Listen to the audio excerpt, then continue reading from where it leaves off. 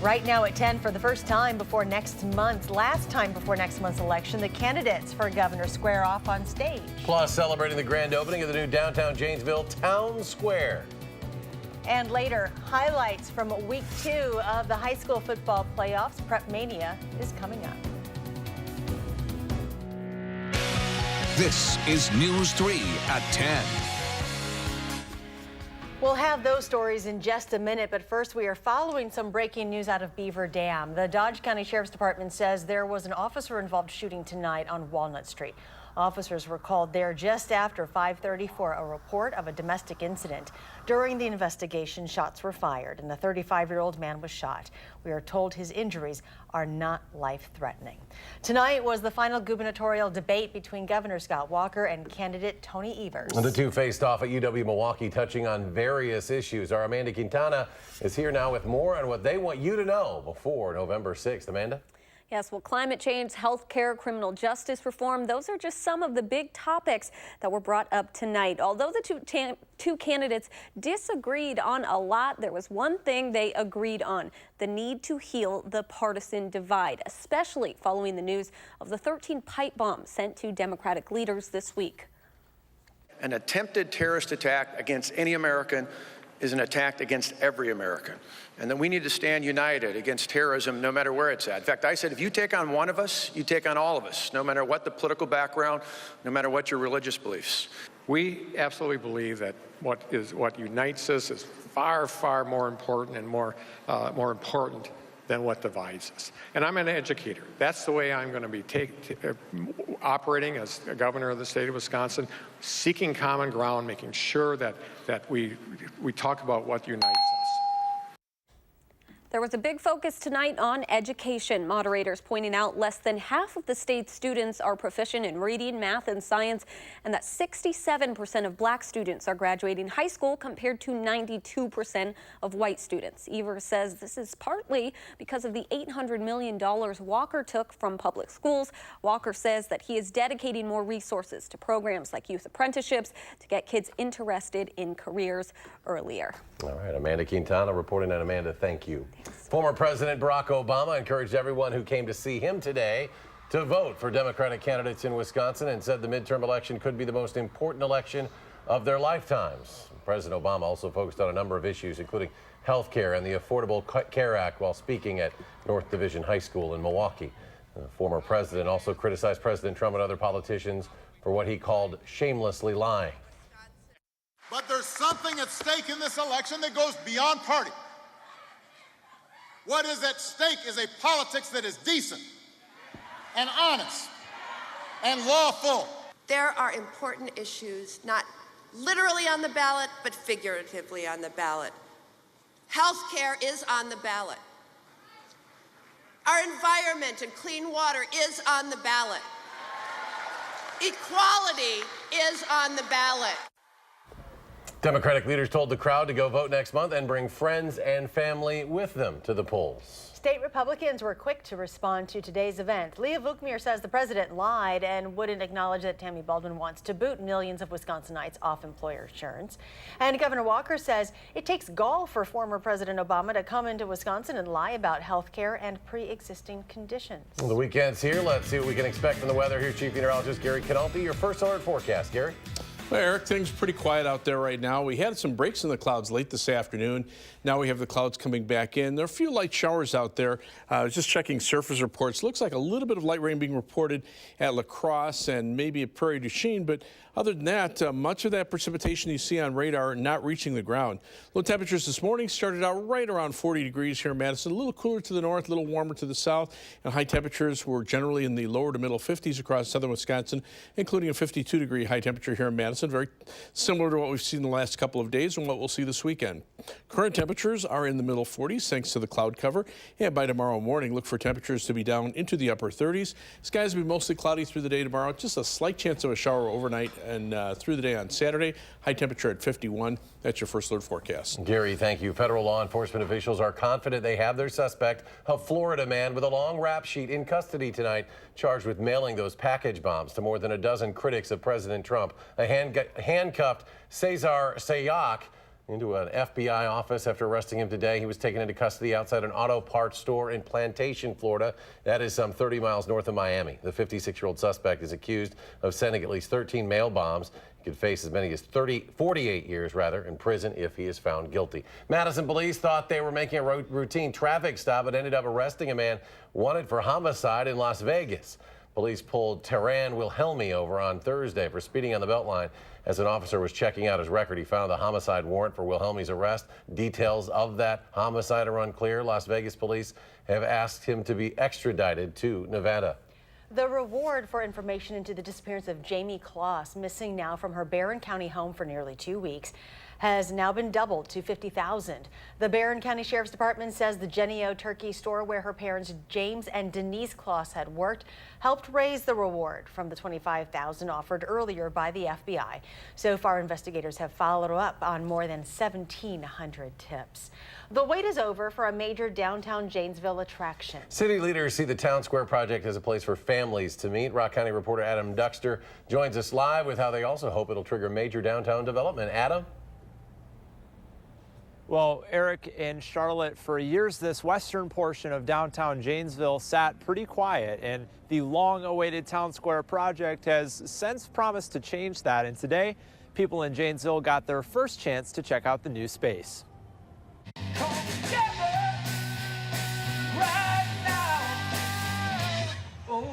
Janesville residents are coming together to celebrate the opening of a project they hope can be the start of something new. This is incredible. It's a wonderful space. It's about placemaking. It's about creating an iconic space that reflects the community. The Town Square project features an amphitheater, a water feature, and other attractions that have city leaders like Gil Price hoping it can be a feature for the city for years to come. It really speaks volumes about what people believe in this community and where we're going as we move forward. Tonight, the Town Square hosted its first ever party.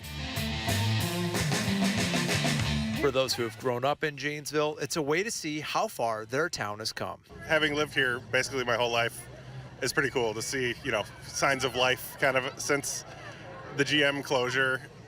There hasn't really been a lot going on that's like new and exciting, so this is pretty cool. Janesville is the city of parks, so we do have a lot of great opportunities with our parks department, but this will be just another asset to the downtown. And city leaders and families alike hope this Town Square can bring their city closer together.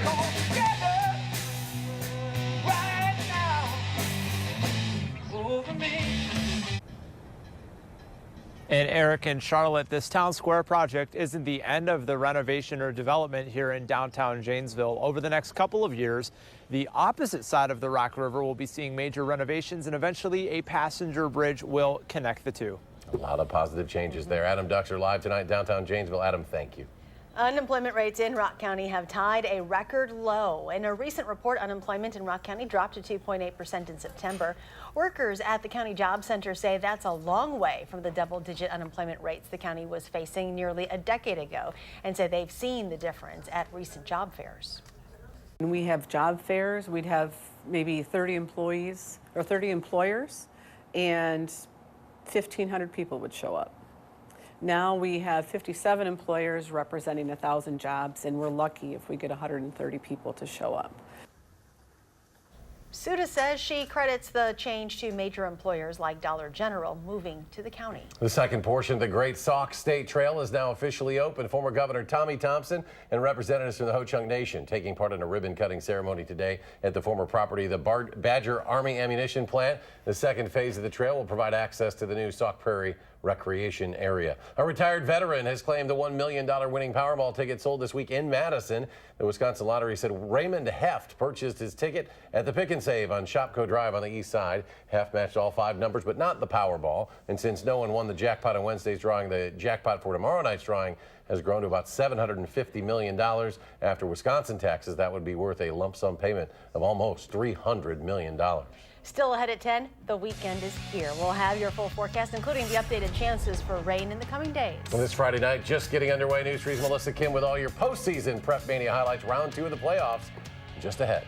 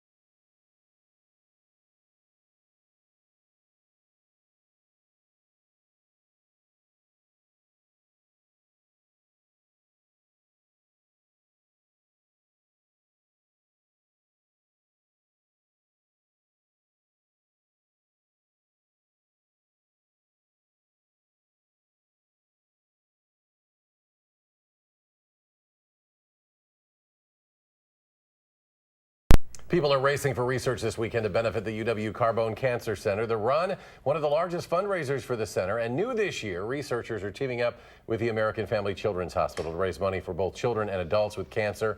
The goal is to get to $150,000. The 5K will start at 9 a.m. tomorrow morning.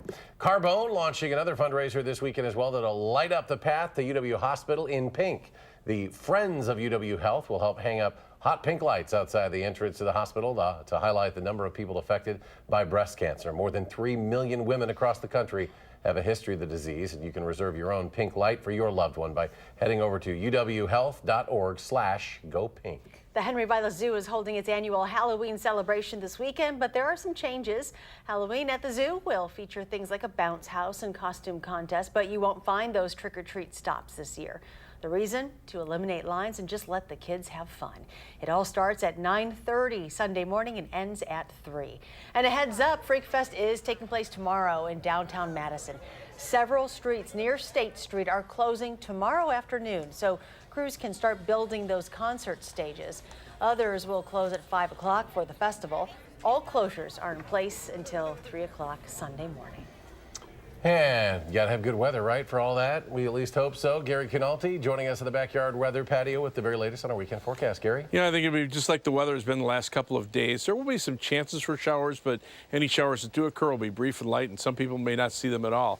As we look at Doppler track tonight, there's some light showers right near the Mississippi River. Some light rain being reported at Prairie du Chien and also in La Crosse, but the rest of that shower activity that's moving through Richland County and parts of Sauk County and Juneau County, a lot of that just not reaching the ground. So areas up around Richland Center might see a couple sprinkles of rain, but a lot of that rain just staying aloft because the air near the ground is pretty dry. But this is a batch of showers that will come through tonight. The better chances for rain will probably occur tomorrow night into early on Sunday morning. Now, the time lapse from the WISC sky cam shows the clouds that we had for much of the day today, but there's very little in the way of rain through much of southern Wisconsin. And then as we headed in the afternoon hours, we actually saw a little bit of sunshine before the clouds started to roll back in again around sunset.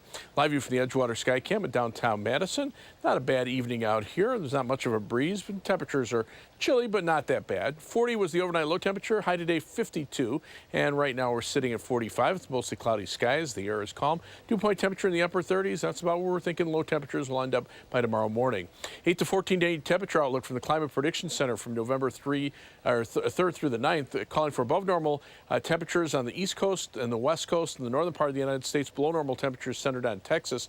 Above normal precipitation for the East Coast as a couple of storm systems move through that area. One moving through today into this weekend, and then another couple of systems in the Pacific Northwest calling for above normal precipitation out there. High temperatures yesterday were in the lower to middle 50s, and high temperatures today were about the same, maybe a couple degrees cooler in a few spots.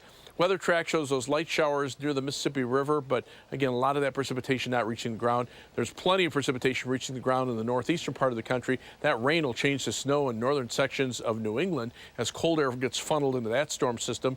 But around the Midwest, things pretty quiet around here, other than those very light showers. So in an area of low pressure up in Minnesota that'll swing through tomorrow night and give us our best chances of showers at that time.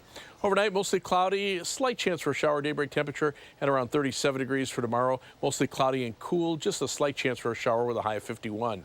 Future track shows those showers really falling apart tonight. Cloudy skies overnight. We'll see cloudy skies through the day tomorrow. High temperatures in the lower 50s. Tomorrow night, mostly cloudy skies. Some showers late at night into early on Sunday morning. And then clouds lingering for much of the day on Sunday with high temperatures in the upper 40s to the lower 50s. The 7 to 10 day forecast calls for temperatures to remain on the cool side as we head into the early part of next week with some showers Tuesday.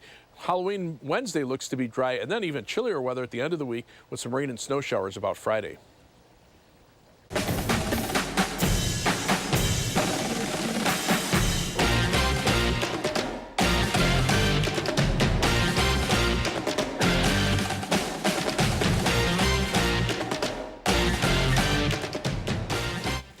Well, welcome to level 2 of the playoffs. We had a little bit of everything tonight. Some close matchups, including upsets and reigning state champs overthrown. We get right to the action in Division 1. 7th-ranked Hamilton at 3rd-seeded Sun Prairie. Cardinals looking for another trip to state. 4th and long here. Big defensive stop for Sun Prairie.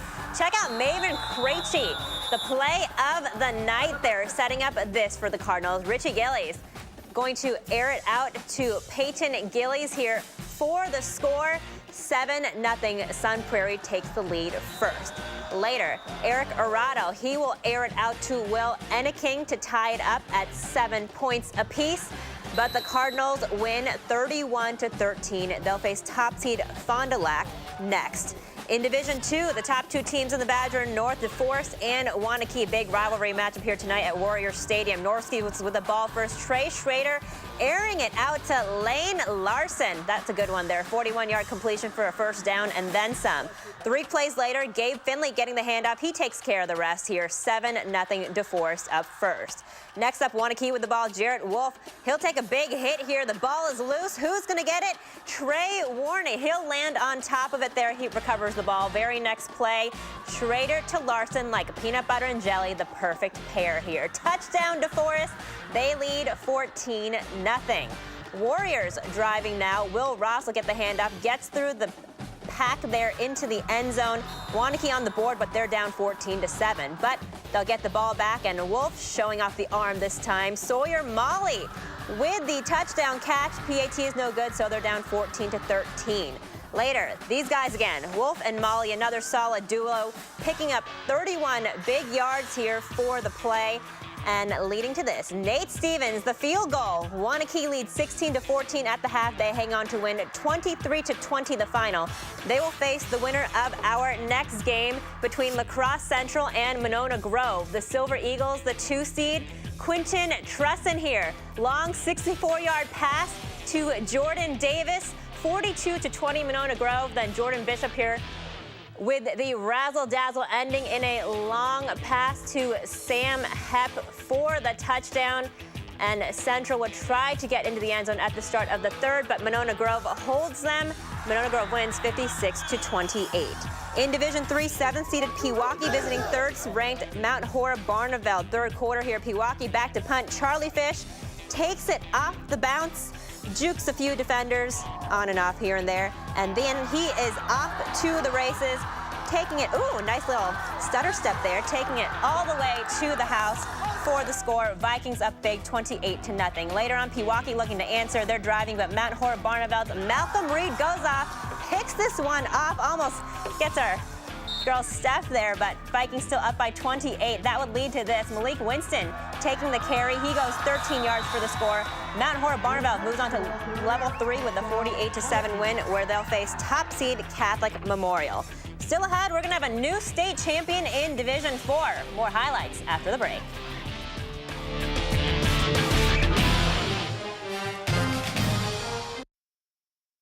News.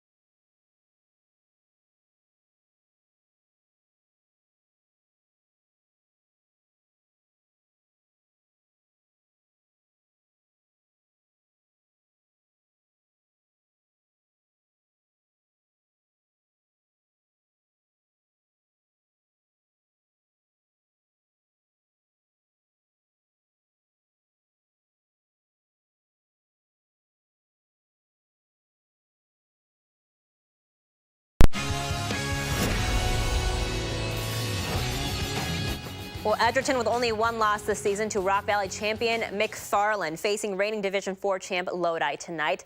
Lodi coming in as the 6th seed. Edgerton is number 2. Edgerton ball to start. Jaden Johnson, the quarterback here on the keeper, doesn't go down. 35-yard touchdown, 6-0, Roll Tide. Lodi answers here. Quinn Faust with the ball. He will roll to his left, fires it off to Riley Faust. He will get the knee down here. Edgerton strikes again. Great pass there, or great catch. Johnson this time to Skylar Gullickson. The 12-yard touchdown, Roll Tide again. Johnson with another keeper after that for the 31-yard touchdown. Edgerton wins 35-14 to face top seed Lakeside Lutheran next. In Division 6, Mineral Point Pointers hosting the Racine Lutheran Crusaders. First quarter here, Racine's Jalen Houston taking it in for the 3-yard score. Crusaders up early 7-0. A few minutes later, Mineral Point's Isaac Lindsay fakes it to his running back, rolls to his right, scrambling 11 yards the rest of the way for the touchdown. Pointers tied up at 7 apiece. Later on, Racine Lutheran in the red zone. Colton Krause airs it out, picked off by Mineral Point's Blaze Waters. Gets down there, but that's not for the Pointers. Crusaders win 49-14. They'll face top seed and undefeated Cambridge in level 3. In Division 7, second-ranked Johnson Creek hosting 6th-ranked Benton Scales Mound. The Zephyrs strike first. Nick Jansen, 3-yard touchdown run, 7-0 to the visitors here. Next up, watch this. Jansen, he will take the handoff. He's gonna go oh, maybe not. Justin Swanson knocking it free here. Skylar Griffiths recovered. They would score on the next drive. Zephyrs, they would go to the air next with the ball. Wyatt Bastian going to Brooks Tiedemann for the touchdown. That was beautiful. Benton Scales Mound wins 32-6. They'll face the winner of the next game between Potosi Cassville and Blackhawk. Warriors will start off with the ball after the poster bust, of course. Colby Argall takes the handoff. He goes 20 yards for the score. That would stand, and this is all we needed for this one. Blackhawk wins 6-0 the final. Other scores tonight, Cambridge moving on with a perfect 11-0 season with a 27-16 win over Markesan. Fenimore shuts out Cuba City 27-0. Homestead with a big win over Watertown 59-13, and Lakeside Lutheran preventing River Valley from another trip to state 23-13. Lancaster ending Darlington's season 42-6. Their level 3 opponent will be top seed Fenimore. Highland not letting Ithaca get in the end zone tonight, 47-0. They'll face top seed Bangor next. And Horicon Husterford winning big over New Glarus Monticello, 48-14. Shout out to our hardworking, meticulous crew so far this season as we head further into the playoffs. 3 more weeks left till we head to Camp Randall. Final check of the weather with Gary is next after the break.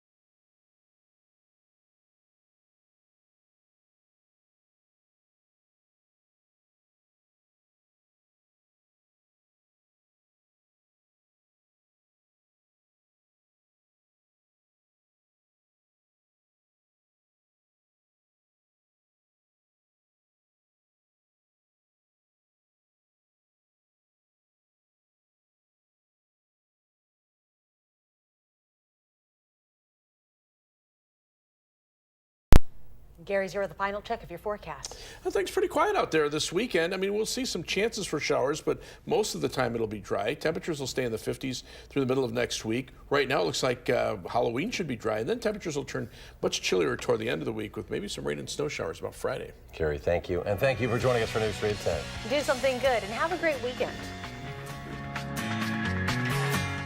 Making plans that are weather dependent? Get an accurate 12-hour, even a 10-day forecast. Download the Channel 3000 First Alert Weather app and start planning.